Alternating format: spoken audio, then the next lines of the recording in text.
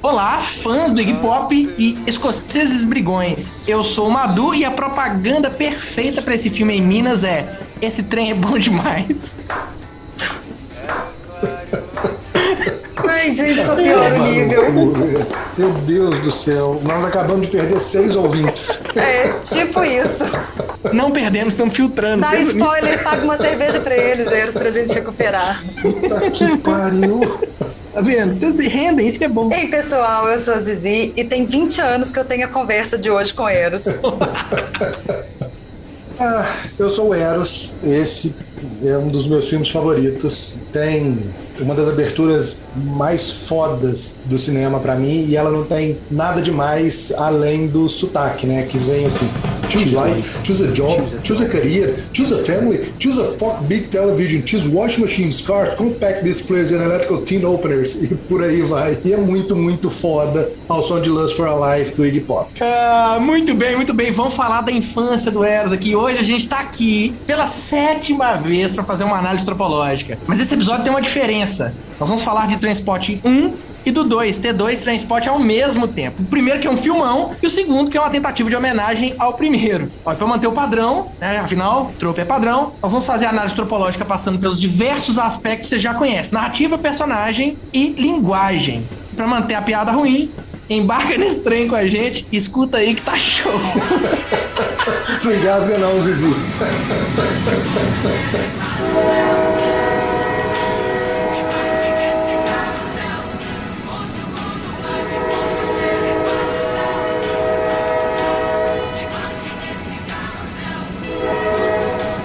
Beleza, então vamos falar hoje de 2 filmes. Trainspotting, de 1996, o primeirão. Também, em português, né, chamado de Trainspotting, mas tem um sem limites na frente, tem que ter, né? A regrinha lá do... Vamos botar uma frase em português. Aqui um filme do Danny Boyle, roteiro do John Hodge e do Irvine Welsh. Bom, a gente vai contar a historinha de transporte, né? Filminho sobre viciados que se passa em Edinburgh, na Escócia. E a gente segue a vida do Renton, que é o Ian McGregor, o Tommy, o Spud, Teus amigos, né, Eros?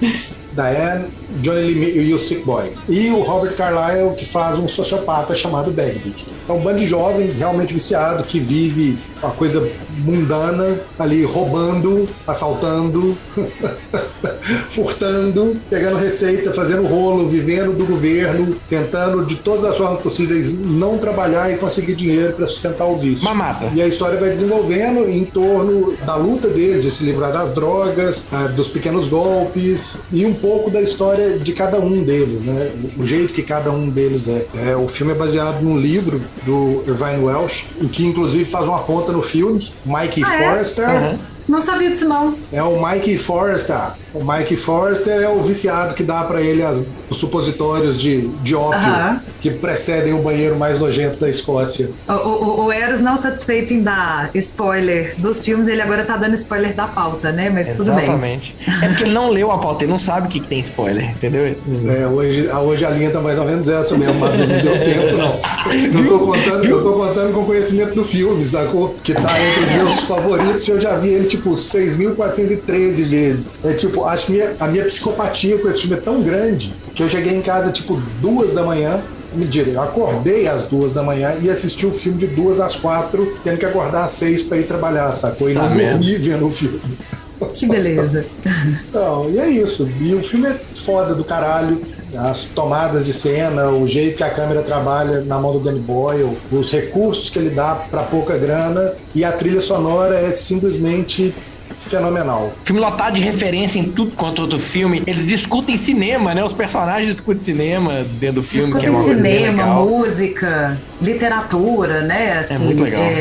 Acho que o filme tem isso de trazer toda a cena cultural inglesa, o que foi e o que ela era naquele momento, de uma maneira muito presente, né? Isso é muito gostoso do filme, realmente. Contextualiza os anos 90 de uma forma, assim, incrível, né? bem legal. Eu tenho 2 filmes que eu acho que são bem característicos, assim, de um certo momento, que são 2 favoritos do Eros, né, gente? Mas não é à toa, porque a gente realmente, quando assistiu isso, a gente que é um pouquinho mais velha aqui que Madu e Caio, né, nesse grupinho, eles tiveram realmente uma coisa de marcar a geração, assim, de definir um pouco coisas da nossa geração, né? E esse é um deles e o outro seria o Clube da Luta. Pelo menos do cinemão mainstream aí, né? Eu acho que são 2 filmes que realmente definem a geração. Eu tenho uma camiseta que tem 3 filmes dela. Pulp Fiction escrito, tá? Eu depois fiquei tentando achar a relação. Pulp Fiction, Fight Club e Trainspotting. Eu diria que os 3 filmes traduzem bem esse contexto de época, né? Sim. Sem dúvidas. Aonde que eu acho diferente é que com Pulp Fiction a gente não se...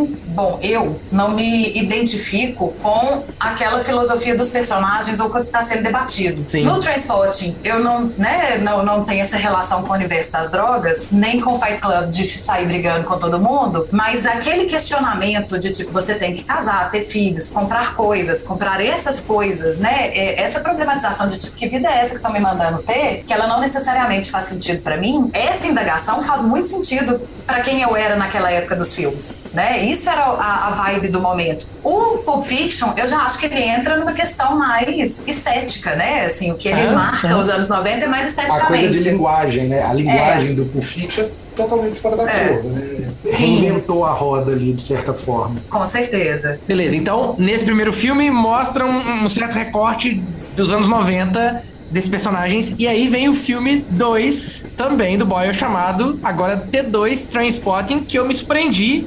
Em português ele chama T2 Trainspotting. Cadê a Gente, regra? ele é muito implicante com A o subtítulo. regra porque T2 é exatamente o nome do Exterminador do Futuro, né? E colocaram Transporting por causa disso. E aí, Eros, o que rola no segundo filme? Rola aquela famosa coisa, né? Que você passa quase 20 anos esperando aquela merda daquela continuação pra ter certeza que o primeiro filme não devia ter sido mexido. Devia ter deixado ele no pedestal dele. Eros de novo vendo o filme antes dele sair, porque Eros esperou quase 20 anos e o filme saiu 21 anos depois. Então, Eros de novo vendo o filme antes da época, né? Não sei se vocês lembram lá do Gente, ele é episódio. muito picuinhento. Vazou. E outra, eu não vi Transporting em 96. Eu acho que eu vi ele em 97. Então eu só esperei entendi. 20 anos, entendeu? Entendi, Deus. É tudo uma questão de matemática. Erocêntrico, né? É erocêntrico, entendi. Eurocêntrico é muito maravilhoso. Ai.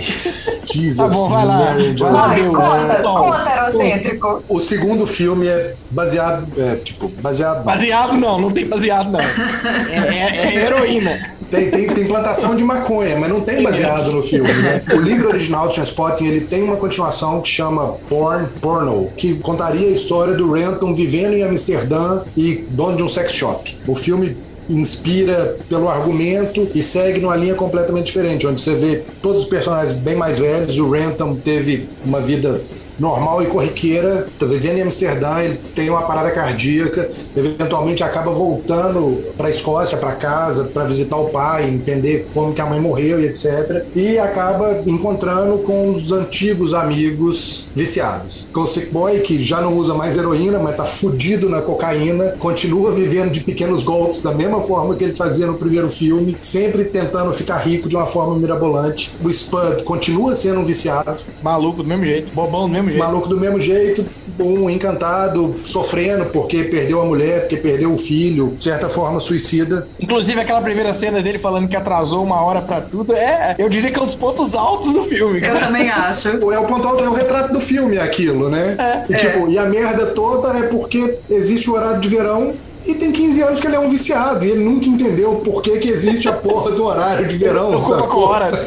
Nunca nem percebeu, né, que existe um horário de verão. Nunca se tocou Nunca com precisou isso, né? daquilo.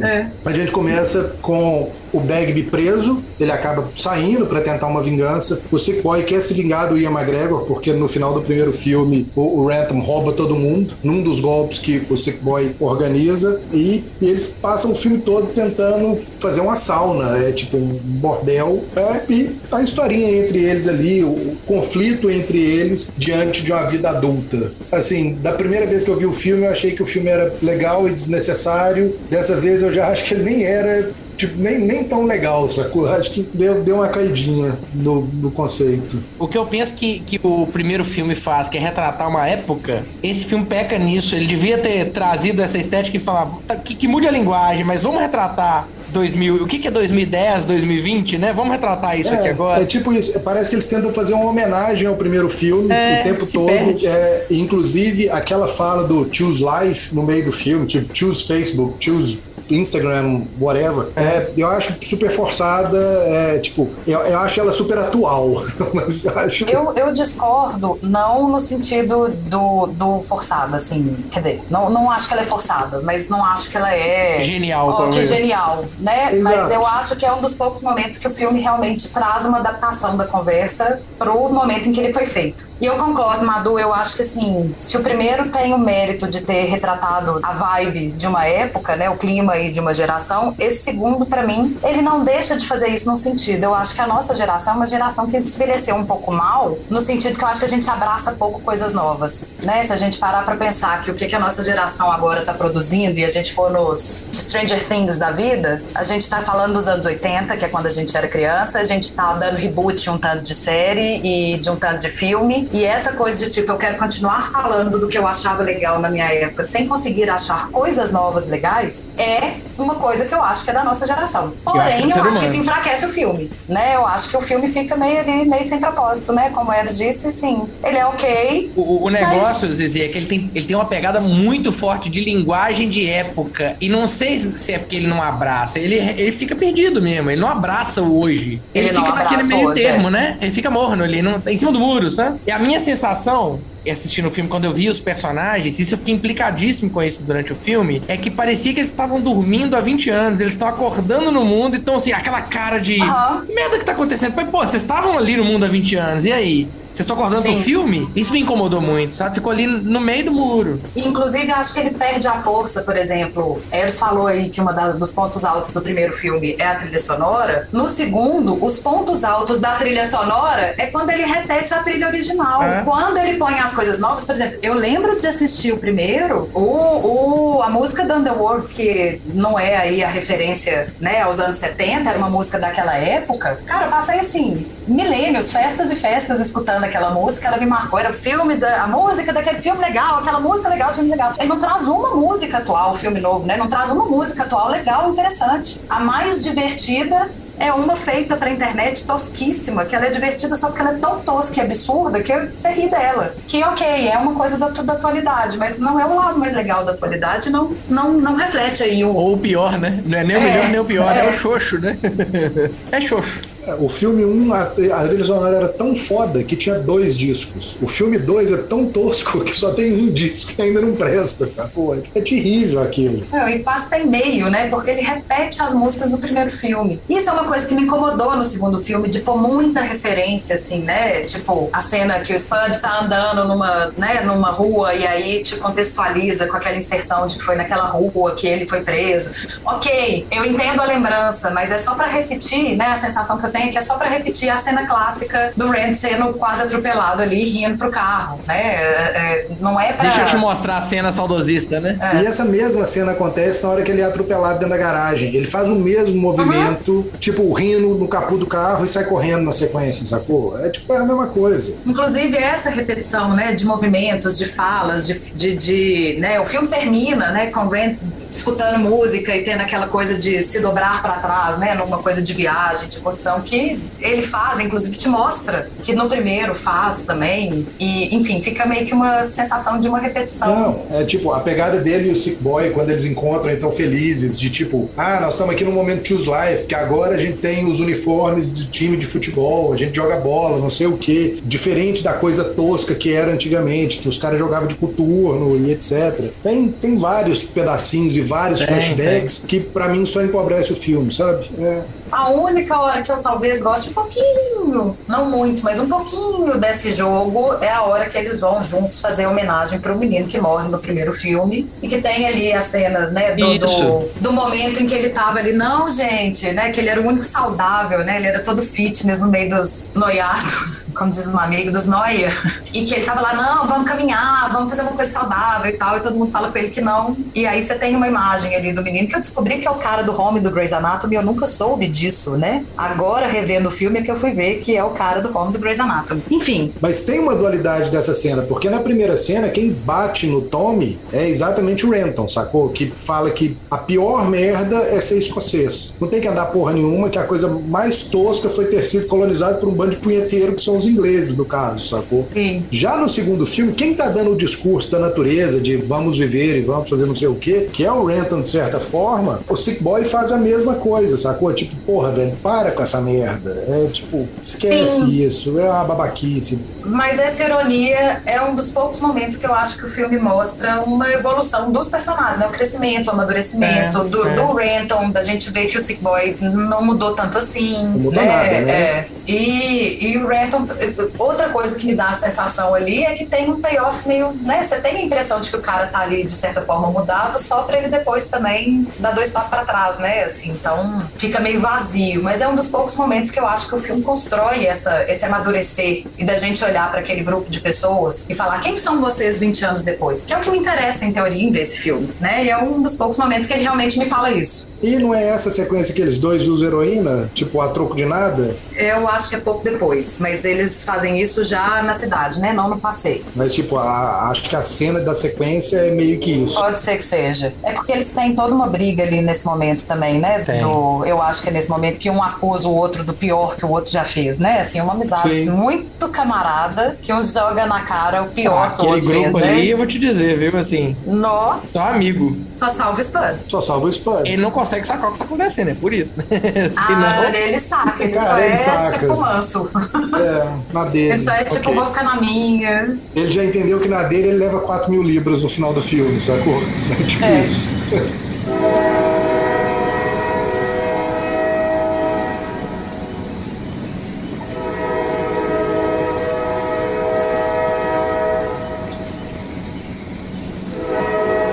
Vamos então falar dos tropes, fazer nossa análise tropológica, naquela ordem, né, que a gente já tem feito: narrativa, personagens, isso agora que nós estamos chamando no final de linguagem, né, que a gente chamava de som e fotografia. Mas vamos falar aqui dos 2 filmes ao mesmo tempo, comentando quando o trope acontece em um, em outro, ou acontece nos 2, às vezes os tropes estão relativos ao personagem, então vai acontecer nos 2. Vamos entrar então nos tropes de narrativa. Cara, eu vou te falar que um dos meus favoritos é o Better Than Sex, que a fala é a seguinte: take the best orgasm you ever had, multiply by 1,000 and you still nowhere near it. E tipo, e a história de que a onda da heroína é 1000 vezes melhor do que sexo é muito incrível, né? E de certa forma é uma das coisas que levam o Tommy, que é o menino bonzinho, limpinho, a resolver usar a heroína por causa de depressão, porque ele tá frustrado, porque ele perdeu a namorada por causa de uma fita de sexo. Que não é explorada nunca mais, inclusive, né? Nunca mais volta. Cara, mas, velho, se você rouba uma fita do seu amigo, do Caio, trepando, e, tipo, a namorada termina com ele, dá merda, o cara termina morto, você vai contar pra quem que você roubou Não, mas não é isso, fita? caralho. Eu tô falando isso não é abordado pra gente mais. Eu fiquei louco querendo saber, e aí? E a parada não rola mais. E aí o que? Eles vão esconder o resto da vida.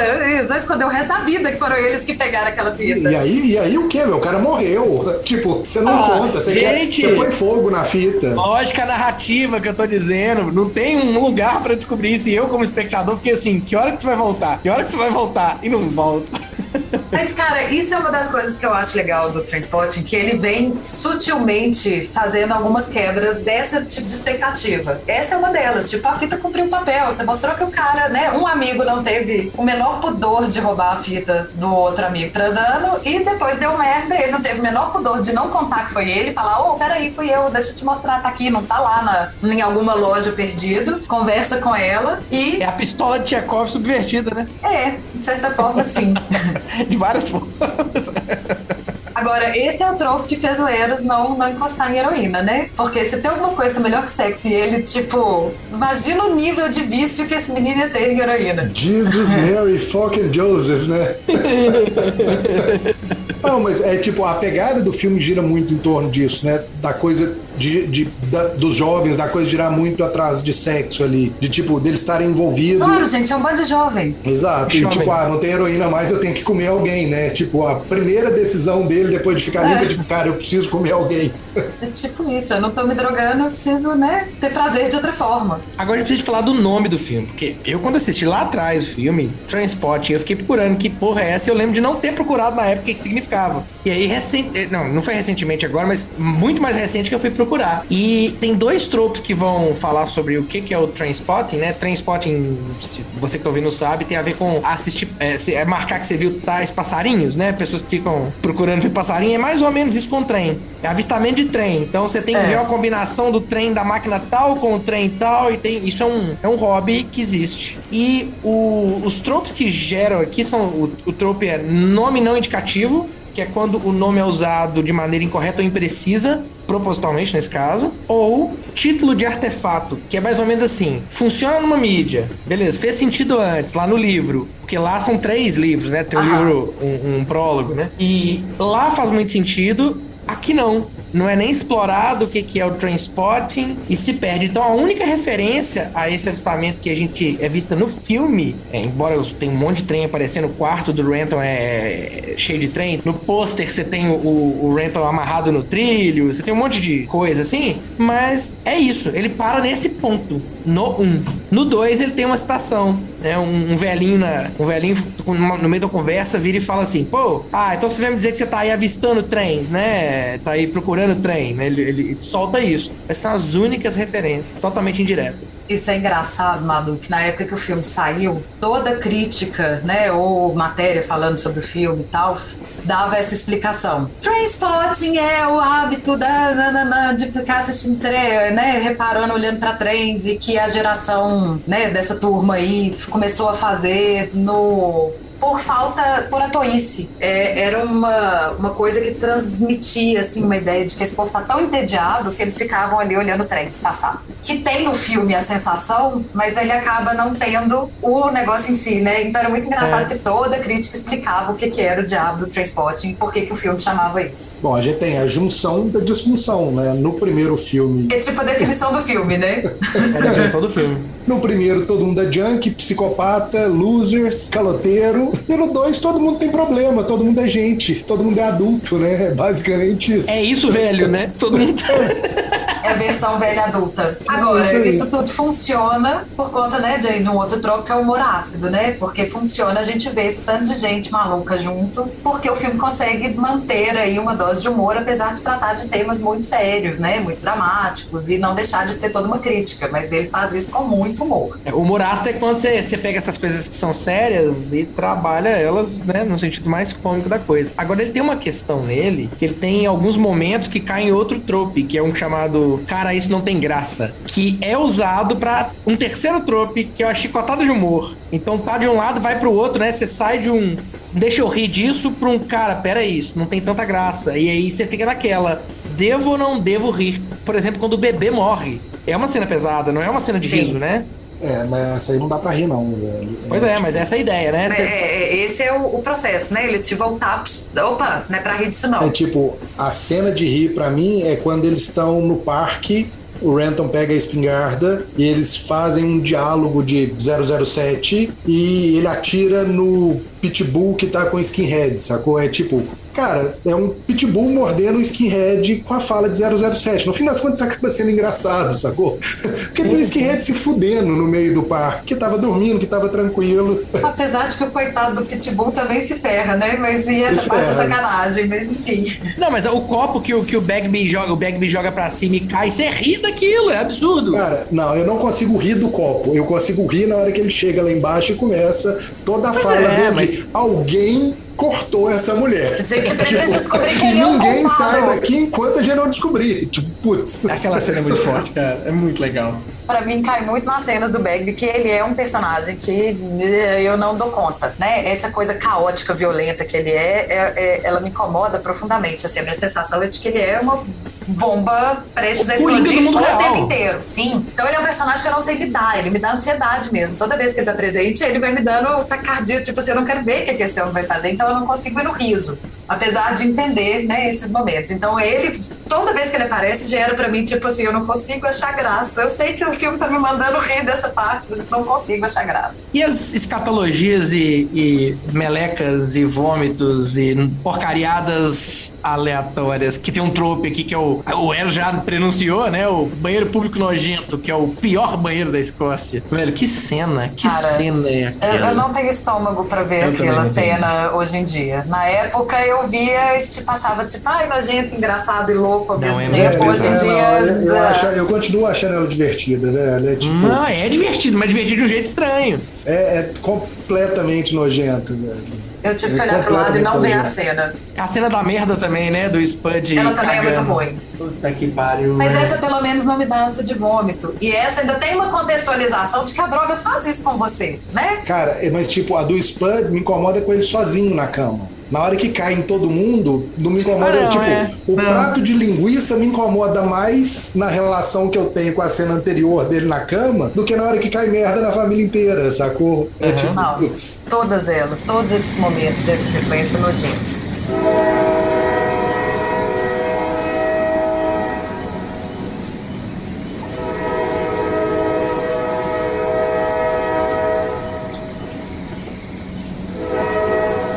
Bom, vamos começar a falar um pouquinho aí dos tropos de personagem, vamos falar de um geral. Quem escuta o podcast há mais tempo sabe que a gente já fez um episódio falando de formações, né? E aqui é legal porque a gente vê uma formação dessa clássica, né? Que é o Five Man Band, né? Na tradução aí, a banda dos 5, só que aplicada num universo que não necessariamente vai estar ali nos super-heróis, na aventura e tal. E aí a gente tem uma versão meio vilanesca, meio deturpada, meio da galera da disfunção aí do grupinho, que a gente tem o nosso herói, que é o Renton, o lanceiro, que seria o Tommy, né, que é o cara segundo em comando, mas que é meio dividido aí com o Sick Boy, que também é meio Lancer, né, mas ele também não deixa de ser o cara esperto, então ele entra aí como a figura inteligente. O grandão, músculo, bravão que bate, que obviamente o Bagby, e tem o mascote fofinho da turma, que é o Spud. Mas em tese, no segundo filme, a gente não tem o Five Man Band porque o Tommy morre, né? Mas a menina, será que não é o The Lancer no segundo filme? Tipo, a namorada do Sick Boy?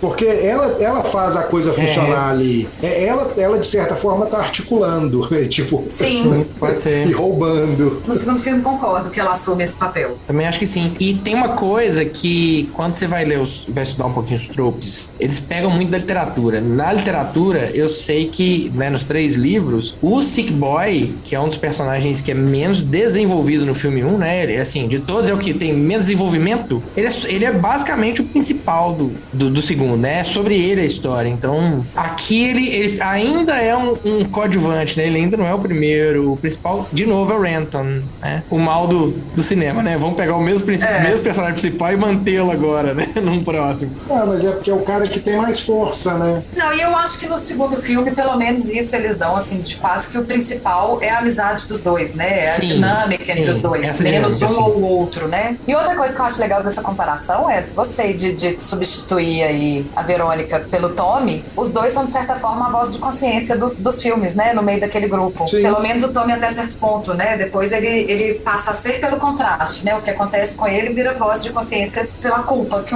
a galera sente, né? Do que aconteceu com ele. Mas os dois trazem um pouco essa pegada. Boa sacada. Beleza, vamos falar então dos personagens. Primeiro, o personagem do Ian McGregor, Obi-Wan, quer dizer, Mark Rent Boy Renton, né? Aqui falando do Renton.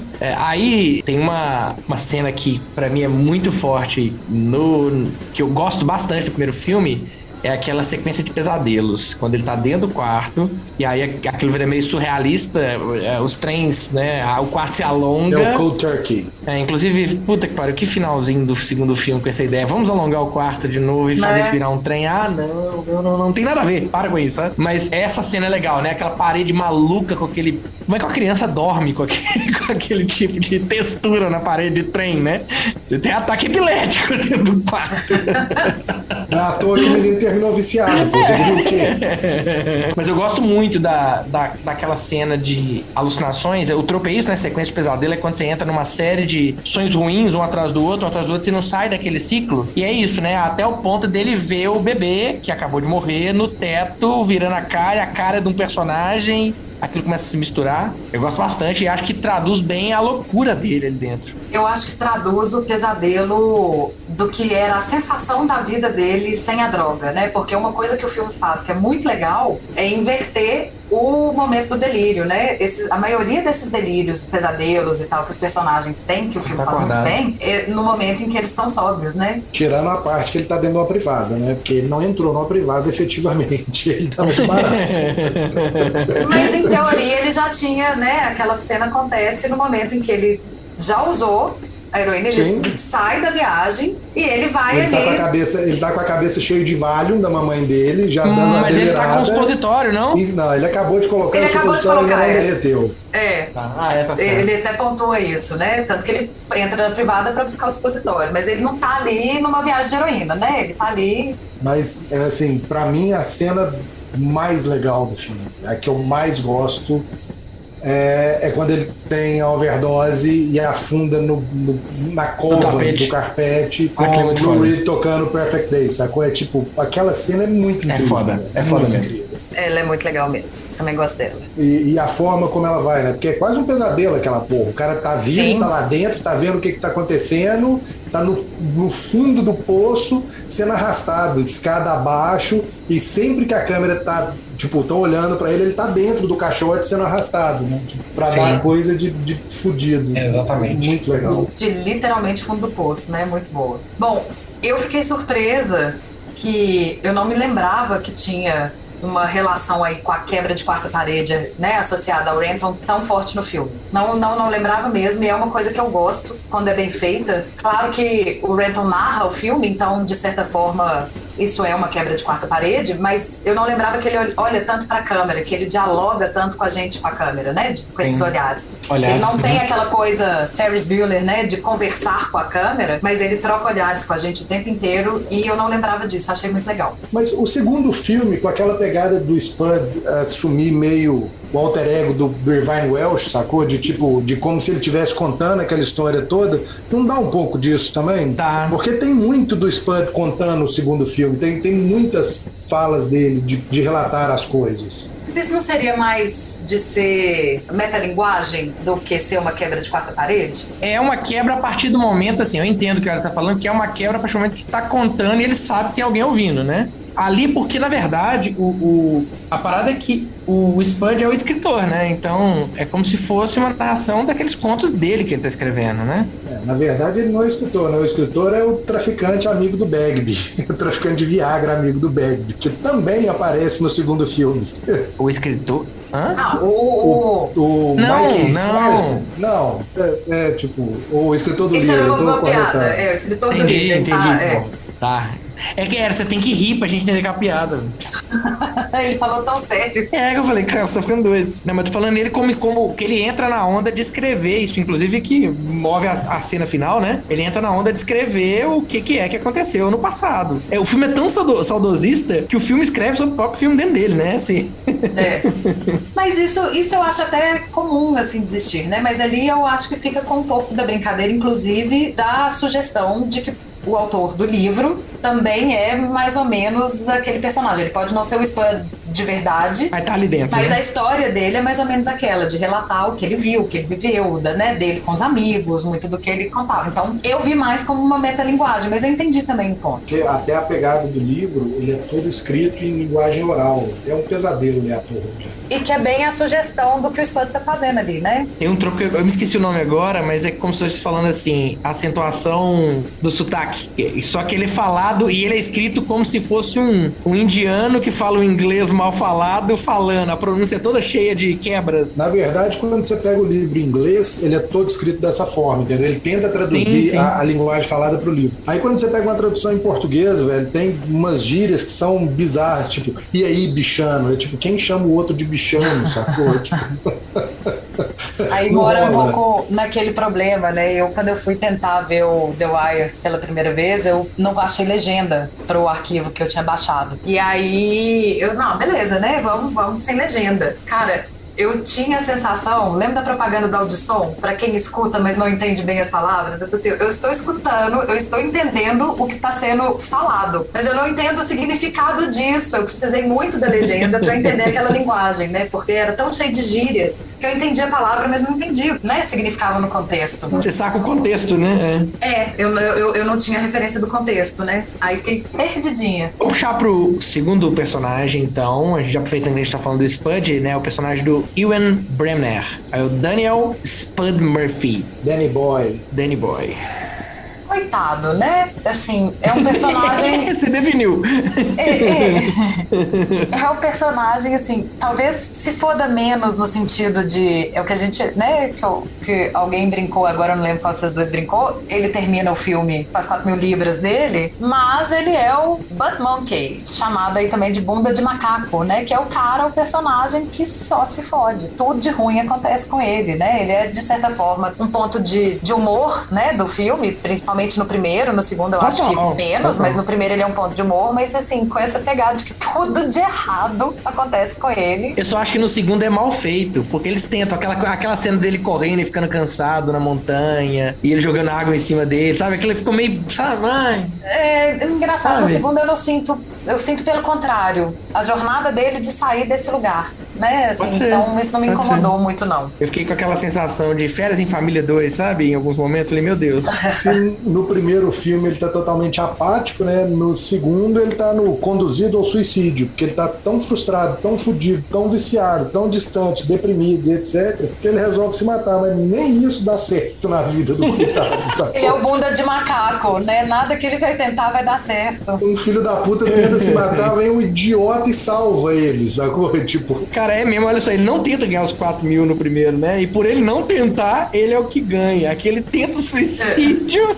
e por tentar... ele ganha por não denunciar, porque se ele começa a gritar no quarto, era outra história. Não acho que é isso não. Eu não acho que é isso não. Eu acho que, tipo assim, ele já merecia, é lógico, né? Eu tô falando assim, é tudo o contrário na vida dele, entendeu? No sentido assim, o bem acontece quando ele não quer o bem, e o mal acontece quando ele quer o bem, é o oposto.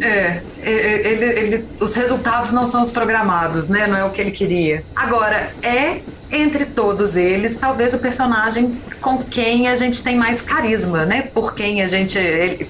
mais empatia, na verdade, né? Ele é o mais carismático, por quem a gente tem mais empatia, de certa forma, né? Ele não é ativo ali em cima em fazer as merdas, né? Como se... Ele é quase uma vítima, né? Como ele é uma vítima, você meio que cola. É isso, eu acho que ele não é movimentado pelas sacanagenzinhas de um com o outro daquele grupo, nem tem nenhuma ação tão injustificável assim, né? A gente entende que é uma pessoa que tá ali perdida no vício, né? O que ele faz é por conta do perdido no vício, não por um desvio de caráter, né? Ou alguma coisa do tipo. E o personagem, então, do Johnny Lee Miller, que é o Sick Boy, né? Simon David Sick Boy Williamson. Gente, tinha uma crush nesse menino nessa época do filme. Eu tinha na mulher dele. Qual mulher dele? Angelina Jolie. Ah, tá. Eu fiquei sem saber se era na vida real ou no filme, né?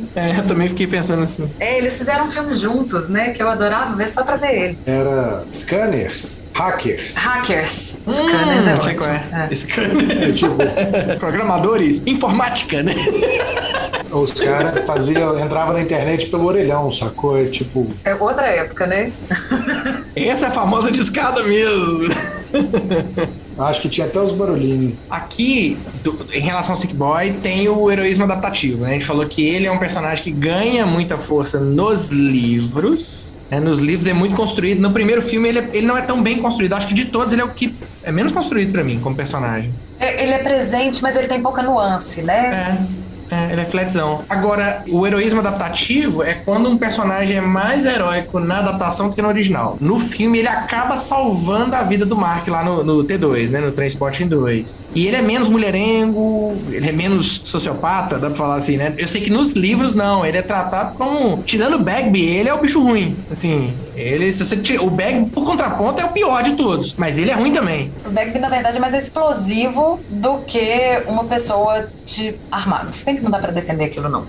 Mentira, corta isso. Não dá pra defender aquilo, não. Ele é o caos. O Bagby é coringa. Não consigo defender de outro jeito. Isso que você tava comentando, né? De que ele é o personagem que tem menos nuance e logo fica o menos trabalhado, né? Do primeiro filme. Eu acho que existe uma cena que ela é tão forte, tão forte, tão forte, que pra mim eu nem sinto falta, isso não me incomoda dele ser o personagem menos desenvolvido do filme, porque eu acho que aquela cena já diz tudo. Só que você é fã dele, que o bebê morre. Não, cara, é porque aquela cena é muito, muito forte mesmo, né? Assim, é o único choro do filme. Ele entrega pra caralho naquela cena. Também acho, tipo, puta que pariu. Aí a gente tá falando de um trope, né, pra quem tá ouvindo, que se chama coxa vazia, né, que ele tá vivo por fora, morto por dentro. E nessa cena, né, da morte do bebê, eu acho que a gente entende exatamente quem é aquele cara e ele não precisa mais, né, eu acho, na verdade, minimalista. Você já entendi tudo, bola pra frente. Se eu não me engano, no livro Trainspotting, nesse ponto ele meio que sai de cena, depois que o bebê morre, ele vai voltar só no outro livro. Entendi. Porque aqui ele ficou tão vazio que ele some. Desaparece mesmo. E Zizi já falou, né, do outro trope que é o viciado funcional. Você falou que não sei quem, como se fosse o Foeras, mas que o Sick Boy no filme 1, ele é heroína o tempo todo. Na veia. Heroína na veia. Perdi a minha própria piada, porra. Ele é um filho da puta, né? Porque, ele usa heroína, ele se diz estiloso por usar heroína, que é uma droga charmosa, etc. E ele para de usar só pra cornetar o amiguinho que parou, sacou? Então, Sim. E da mesma forma ele volta a usar de novo, sabe? É um filho da puta, total e completo. E no 2... Cocaína, né? Só cocaína, né? É viciado funcional. Você troca um vício por outro. E de certa forma, se você pensar, entre os viciados ali, ele, o Randall Spud, ele é o que efetivamente é funcional, porque de alguma forma ele tá arquitetando algum plano para ganhar dinheiro de alguma forma, indiferente do vício dele. Ele continua usando, mas ele continua tentando uma forma de ficar rico. Nos 2 filmes ele tá fazendo a mesma coisa. Sim. Ele usa aquilo a favor dele, né? Não ele conduz negócios, né? Pra conhecer gente, pra fazer contatos e barará. Ele pode não estar fazendo boas escolhas, mas ele tá no controle do que ele tá fazendo mais do que os outros personagens, né? Aquilo é quase um boost, né, pra ele, né? Deixa eu usar a cocaína pra ficar mais focado que seja, né? Sei lá o que é. Agora, vamos falar do quarto e último personagem aqui, que pra mim é o melhor de todos como desenho, que ele me irrita, assim, profundamente, dá medo, que é o Bagby, né, o personagem do Robert Carlyle, que é o Francis Franco, é um dos apelidos dele, Bagby. É o amigo que ninguém gosta, né? Esse é um trope. Como é que é amigo? A primeira coisa que eu penso é como isso. Como é que é amigo, né? Bom, Bagby é de cara um trope aí que chama o amigo que ninguém gosta, né, gente? Porque assim, até achei engraçado que quando eu tava fazendo a pesquisa dos tropes pra hoje e tal, uma coisa que eu li é que no livro os outros meninos gostam de falar que são amigos dele pra falar que, eu sou amigo do psicopata, porque de certa forma isso era interessante, divertido, charmoso, ameaçador pra turma de que eles estão roubando, traficando nessa hora, tem uma certa vantagem, né? Mas eles contam vantagem e é por isso que eles te toleram, Bagby. Mas assim, ninguém dá conta. Eu acho que na verdade, quando ele era adolescente, Zizi, pelo que eu tava lendo também, quando ele era adolescente, ele era calmo. Ele era muito calmo. E eles construíram isso de assim, é legal você ser o cara explosivo. Então isso foi meio construído por eles, pelo que eu li também. Sim, tem isso também. Mas eu tenho a impressão de que o Bagby, na verdade, ele é muito mais velho do que os outros todos. Ele é significativamente mais velho do que os outros. Não, mas lá é mostrado aquelas cenas de infância onde eles têm mais ou menos a mesma idade, Eros. Acho que é só aparência mesmo. Inclusive, no segundo filme mostra ele... Bom, pontua que ele é mais velho e que ele tinha repetido de ano, né? Por isso que eles foram colegas de escola. Mas aí também pressupõe, assim, 1 ano, no máximo 2, né? No livro anterior é a infância deles todos juntos. Então não tem como ser uma coisa muito distante. Prequel do livro. Eu não acho que ele é tão distante assim também, não. É um ator que parece mais velho mesmo. O Carlyle parece um pouquinho mais velho, mas eu nem acho que é tanto também, não. Visualmente, eu daria no máximo 3, 4 anos mais velho ali também que os outros. É o bigode, né? O bigode pesa também, né? É, uma bigode. caracterização meio datada assim, porque no primeiro filme ele tem uma cara meio anos 70, né? Ele me lembra um Peaky Blinder. Tem a cara dele, velho. Ele é total anos 80, com aquela porra daquele bigode dele. Não, pra mim ele é Peaky Blinder, cara. Sabe, é britânico ali, quase britânico, super agressivo, cabelinho raspado de lado e o bigodão. É, mas aí é que tá, ele não tem aquele cabelinho, né? Aquele cabelinho mas é quase. cheio, que é quase um mullet, me leva muito pros anos 80, onde também se usava aqueles bigodão, né? Eu até fiquei com uma referência mais 70, mas assim, nessa transição aí. Mas enfim, é isso. Ele é o cara, né? O amigo que nem os amigos, coitado, né? Nem os amigos dele gostam dele, coitado, porque coitado, mas assim, que o cara faz por onde, né? E isso tá presente aí nos 2 filmes, né? No primeiro e no segundo. Bem definido e marcado, né? No primeiro, as pessoas ainda jogam sinuca com ele. No segundo, elas só correm dele. Né? Ou levam ele de volta pra prisão, né? Ele é o chamado ex-crazy, é o insano que apresenta um perigo claro pros outros. Ele representa um perigo claro pros outros. Extremamente violento. Ele chega a ponto de ficar excitado com a violência, né? Na hora que ele vê a situação que ele vai poder bater alguém, ele faz... É tipo, é agora, Oba, né? Oba, ele bate a palma, né? Tanto que ele tem aquela cena que o Ed citou, né? De jogar o copo pra baixo e ir lá e falar assim, eu quero ver quem foi que machucou essa menina. Só pra provocar uma brigaiada aí, né? Que é o tropo chamado briga de bar, tá? Que é essas brigas iniciadas da forma mais maluca. Jogando sinuca, que tem outra dele lá, né? Que o cara erra a bola proposital e acerta, mesmo tentando errar. E aí ele tá bebaco, cansadão, drogadão, tentando jogar e não consegue acertar. O que não falta no filme, nos 2, né? Inclusive, é exemplo de como ele puxa briga desnecessariamente, né? Isso pra mim traduz o personagem. Retribuição desproporcional. É uma punição severa, às vezes até capital, pra pequenas ofensas. Se é que teve ofensa, né? O Beck bate na cabeça de um homem com taco de sinuca. Qual foi o crime do cara? Tava comendo batata frita e fez barulho enquanto ele estava jogando sinuca e ele acha que o cara nem viu, nem observou que o Beck tá jogando. Mas isso atrapalhou ele. Então, o cara que derruba cerveja. Ele é o agente do caos. Não sei lidar nem com personagens desse tipo. Também não. É isso que me encanta, porque eu fico assim, ele gera uma... Só a presença do cara já gera um incômodo. E a gente falou aí da entrega, né, do menino que faz o Sick Boy, eu esqueci o nome dele, né, do ator, no momento da morte, não sei o que, o Carlyle dá um show, né, assim, porque é isso, só a presença do Carlyle no filme, você é tipo em pânico, né? Ele não é grande, né? Ele não é grande e ele dá medo. Você fala, o cara é pequeno, ele é magro, ele não é um cara forte. E eu não sei se você já viu, mas... Pouco depois desse filme, saiu um outro filme com o Carlyle que ficou bem famoso na época, que era o dos strippers, dos homens que viram stripper. Como é que chama esse filme, gente? Full Monty. Exatamente. E assim, ele é quase o personagem oposto, né, no filme. Ele é tipo o cara que...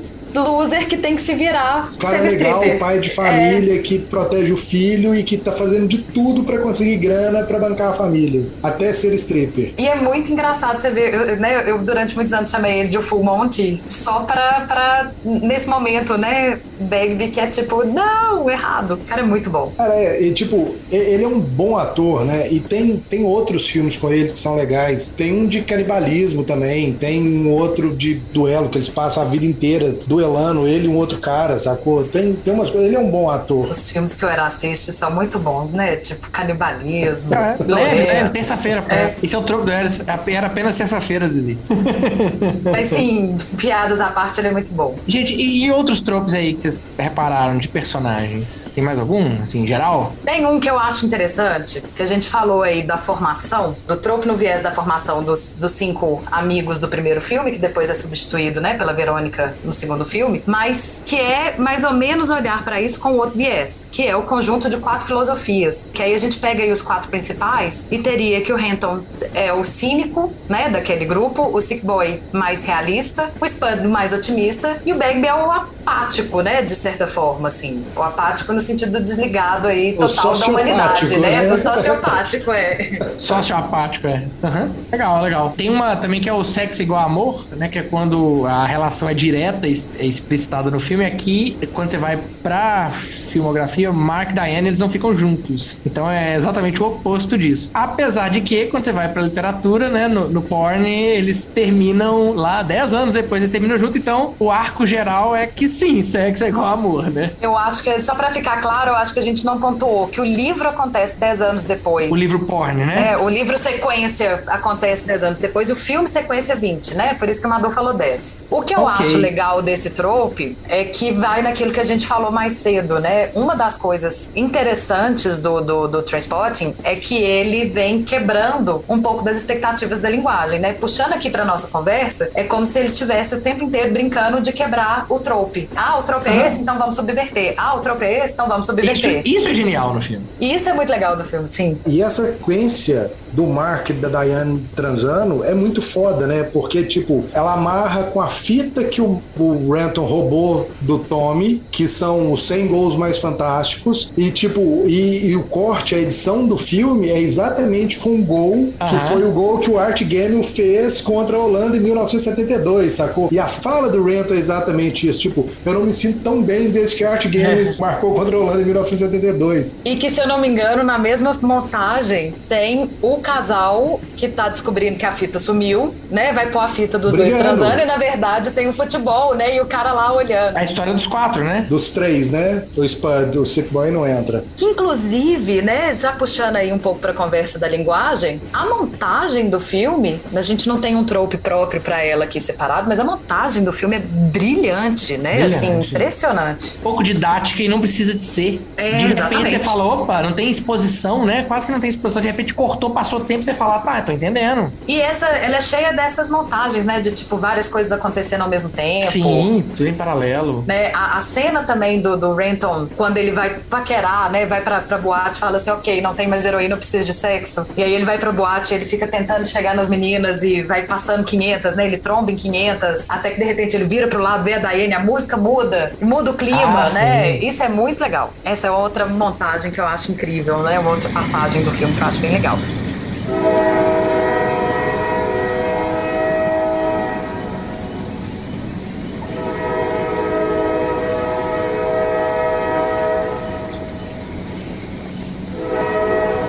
Dos tropos de linguagem, então, né?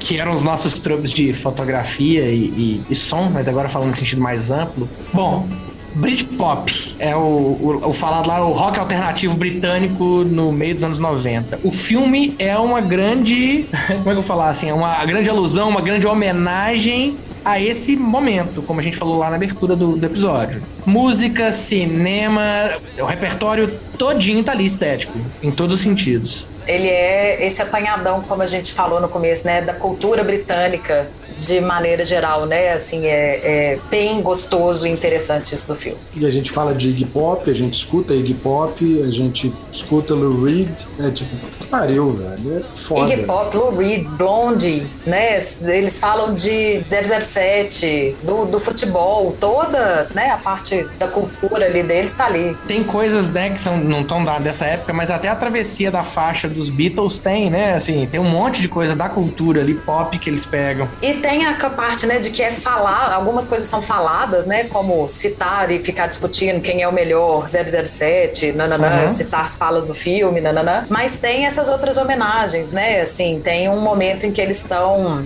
parados de um jeito que é uma homenagem à formação do Sargento, né, da capa do Sgt. Peppers, enfim, e tem 500 outros. Tá, pode ser, desculpa, eu não entendo de Beatles. O Sick Boy entende de Sean Connery, né? Sim. Não, mas ele entende de Sean Connery. E a filosofia dele é exatamente essa, né? De que, tipo, em algum ponto da vida você teve e perdeu, e dali pra frente você não consegue mais nada. E a justificativa dele em cima do Sean Connery é exatamente isso, que, tipo, ele foi com 007 e quando ele foi fazer o nome da Rosa, tipo, foi uma jogada de sorte, ele já não tinha mais o nome da Rosa, e o fato dele ganhar um Oscar por aquilo não quer dizer porra nenhuma. É tipo, foi um voto de simpatia. E ele usa o Sean Connery, mas ele fala que é isso na vida, né? É muito bom. Mostra esse lado realista meio pessimista dele, né? Que a gente falou, Sim, né? No Total outro troco. pessimista, né? Mas é isso, né? O filme é cheio, né, dessas pequenas referências e homenagens a outras obras, né? Mas aí você tem que ter o conhecimento para achar todas elas. Tem uma outra coisa que o filme faz que eu acho muito legal, que é usar a trilha sonora como essas mudanças de humor, né? A gente falou que ele tem essa coisa Do chicote, né? do chicote, né? Que é mudar aí do humor pro tenso, né? Pro drama, numa chicotada. E ele usa muito a trilha sonora pra fazer isso, né? Essa cena que o Renton encontra com a Diane faz isso, mas ele faz uma outra coisa que é muito legal, né? Também nessa pegada, que é a dissonância de trilha sonora, que é quando a trilha e a cena não exatamente são as mais casadas. É o que acontece, por exemplo, quando você põe uma trilha muito dramática numa cena muito violenta, ao invés de pôr uma trilha de ação. E ele faz isso, assim, né? O momento que o Eros falou aí da overdose tocando Perfect Day, tem uma homenagem aí à ideia de que, pra quem não sabe, né? Muitas das músicas do Lou Reed são falando do próprio vício do Lou Reed em heroína, né? Então eles fazem essa brincadeira e essa referência, mas a música, em teoria, chama aí o dia perfeito e eles estão mostrando o momento que o cara tá no seu pior, fazendo toda aí essa metalinguagem. E tem os momentos em que eles mudam, né? Aquela cena do Renton correndo, né? A cena clássica, a cena do começo ali da história, que depois é repetida, ela é repetida com trilhas sonoras diferentes que dão a ela climas diferentes, né? A cena em si é exatamente a mesma. O que muda é a trilha sonora dando um clima completamente diferente pra ela. Então, E é completamente mesmo, né? A percepção tua muda na hora Igual eu falei lá no início, velho. A abertura é muito foda, porque o ritmo que a música pega, tipo, juntando com a corrida, pra mim, ela abre o filme num ponto alto, entendeu? É uma abertura muito, muito foda. É uma abertura que diz pra que o filme veio, né? O filme já te mostra, vim pra isso. Isso é o meu filme, assim, é bem legal, porque ela já começa começando. E sustenta, né? Até o segundo filme. Não existe, né? Igual Star Wars, gente. A verdade é que todo filme com Ewan McGregor tem uma hora que vai falhar, entendeu? No Star Wars aconteceu isso, aqui é a mesma coisa, então é isso, gente. É isso. Como a gente tá sempre falando que nada num filme é por acaso, né? Que tudo é muito programado, que tudo é muito... tem conceito, tá lá, não tem essa de acaso no cinema, mas às vezes também acontece da gente precisar adaptar para uma situação real, que aí é um tropo que fala, a vida real escreve o enredo. E aqui tá contando que a personagem da Gale, que é a ex-namorada no primeiro filme, a namorada do Spud, no segundo filme, né? No segundo filme, a ex do Spud, né? Na gravação do segundo filme, ela tava com um problema na voz. Então ela tava perdendo a voz. E aí o personagem fica o filme inteiro só sendo mostrada, mas ela não tem fala. E de fato, a última cena, né? Quando ela fala com ele, eu pensei num título pro filme, foi a última cena do filme a ser gravada. Então legal. Que tem uma adaptação aí, sem querer, que a coisa precisou acontecer daquele jeito. O trope é a vida real escreve o enredo.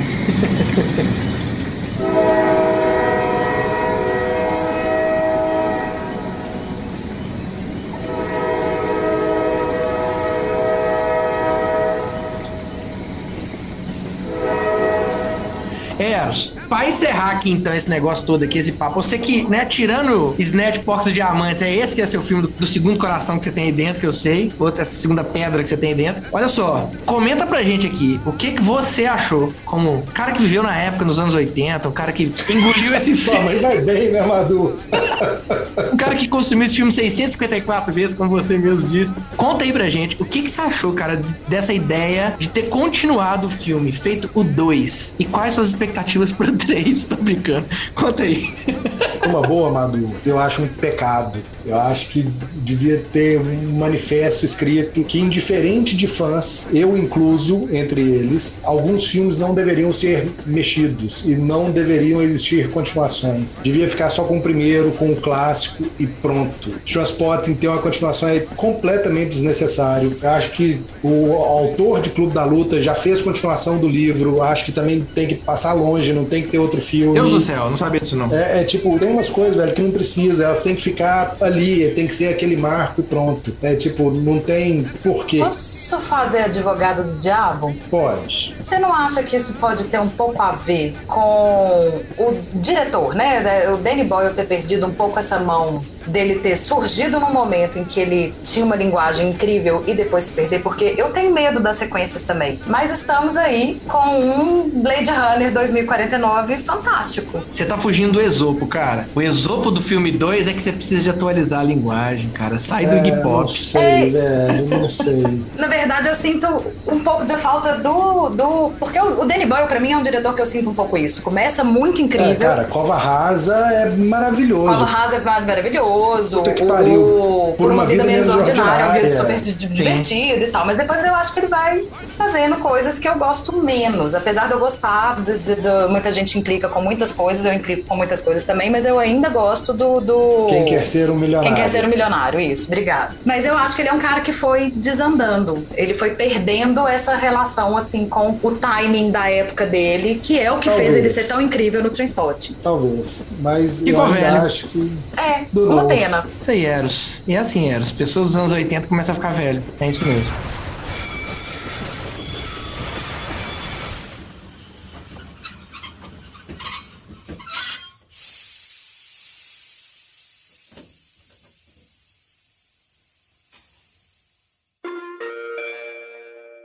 Em resumo, nem todo mundo pode ser um Velozes e Furiosos, né?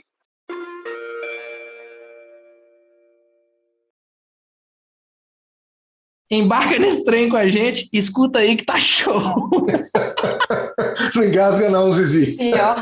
A pior parte do embarca nesse trem, eu vou te contar por que eu engasguei. Porque toda vez que eu escuto embarca, a minha cabeça já começa a cantar sozinha. Embarque nesse carrossel. Eu também, Oh, eu tava pensando nisso. puta que pariu. Meu Deus do céu. O dia que a gente chegou no carrossel, falando de Transporting. Como podemos? Que pariu. A que ponto chegamos? Agora, você consegue imaginar o Jaime Palilo drogado, o Cirilo cheirando cocaína e a Maria Joaquina pitando os rachis? Trululu.